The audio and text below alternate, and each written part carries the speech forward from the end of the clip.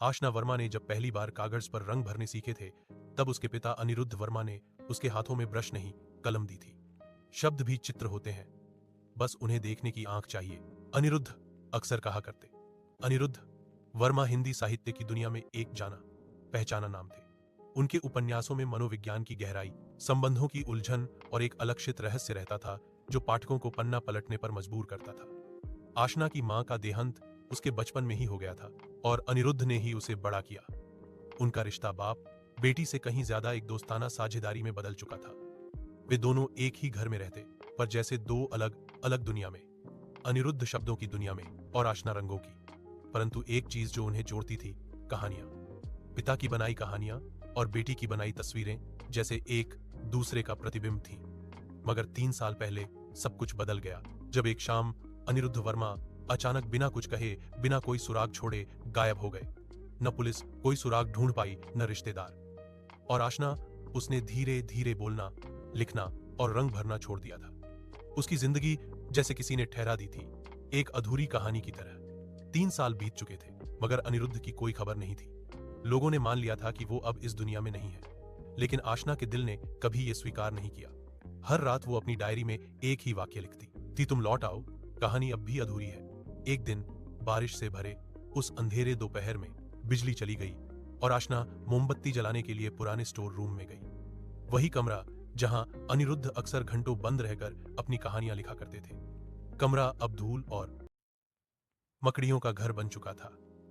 वहीं एक पुरानी अलमारी के पीछे उसे एक मोटी फाइल मिली, भूरे कवर में लिपटी, धुंधली स्याही में लिखा नाम, अंधेरी गली का अंत।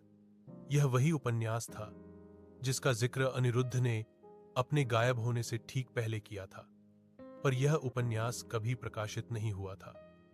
फाइल के पहले पन्ने पर लिखा था, जो कहानी अधूरी छूट गई थी वो अब तुम्हारे हाथों पूरी होगी।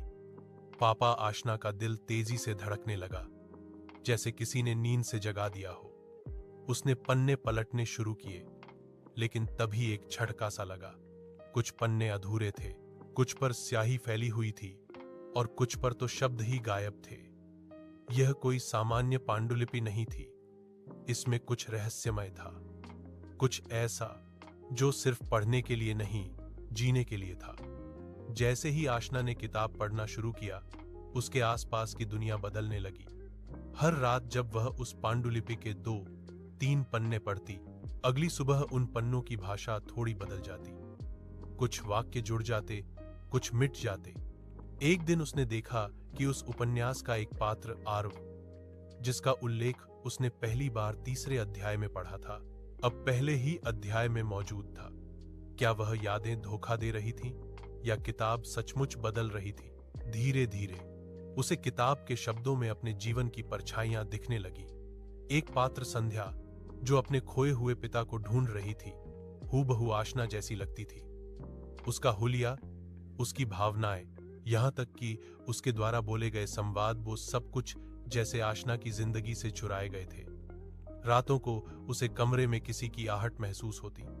कई बार ऐसा लगता कि कोई उसके पीछे खड़ा है, पर मुड़ने पर कोई ना होता। उसने सोचा ये सब उसका वहम है, लेकिन फिर एक रात उसने अपने बेड के पास फर्श पर एक ताजा लिखा हुआ कागज देखा, जो पांडुलिपि में नहीं था।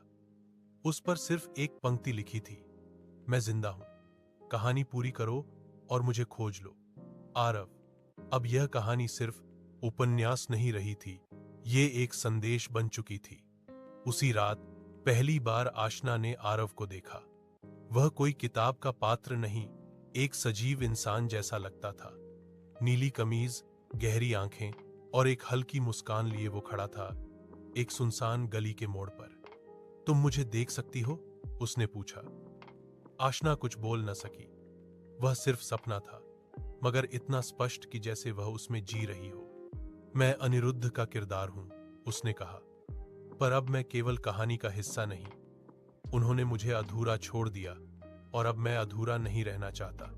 तुम क्या चाहते हो मुझसे? आशना ने कांपती आवाज में पूछा। तुम्हें कहानी पूरी करनी होगी, पर पन्नों से नहीं, यादों से। तुम्हारे अंदर वो उत्तर हैं जो मेरे अंत तक ले जाएंगे। हर रात के बाद आरव फिर से सपनों में आता, नए संकेत देता और नई बातें कहता। धीरे धीरे आशना को एहसास होने लगा कि ये सपने नहीं, संदेश हैं अनिरुद्ध वर्मा के। कहानी के जरिए वे अपनी बेटी तक पहुंचना चाह रहे थे, पर सवाल ये था, क्या अनिरुद्ध वाकई जिंदा है या क्या ये सब सिर्फ एक टूटे दिल की कल्पना है? कहानी अब और भी गहरी होती जा रही थी। कहानी के हर पन्ने में अब आशना को खुद की परछाई दिखाई देने लगी थी। पात्र संध्या की तरह वो भी अपने पिता की खोज में थी, लेकिन एक बड़ा फर्क था, अब उसे खुद को भी खोजना था। एक दिन उसने पांडुलिपि में एक पुराना संवाद पढ़ा, जिसे तुम खोज रहे हो वो हमेशा से तुम्हारे अंदर था। उसने इस वाक्य को बार बार पढ़ा। क्या यह संकेत था कि अनिरुद्ध अपनी पहचान कहीं ना कहीं उसमें छोड़ गए हैं? अब आशना ने किताब को पढ़ना नहीं, जीना शुरू किया। वह अनिरुद्ध के कमरे में जाकर बैठती, वही कलम उठाती और किताब के अधूरे पन्नों को भरने की कोशिश करती। जैसे जैसे वह लिखती, पांडुलिपि खुद बदलती जाती। कई बार उसे ऐसा लगता जैसे अनिरुद्ध खुद उसकी कलम पकड़कर लिख रहे हों। उसके सपनों में आरव अब ज्यादा स्पष्ट रूप में आने लगा। एक दिन उसने कहा, आखिरी पन्ना सिर्फ तुम लिख सकती हो, क्योंकि वो तुम्हारी कहानी है। मेरी? आशना हैरान थी। हां, आरव ने कहा, अनिरुद्ध ने जो अधूरा छोड़ा वो तुम्हारे जीवन का प्रतिबिंब था, और अब उसका अंत तुम्हारी कलम से ही होगा। अब उसे समझ में आ गया, यह कहानी अनिरुद्ध की नहीं, उसकी अपनी पहचान की खोज थी।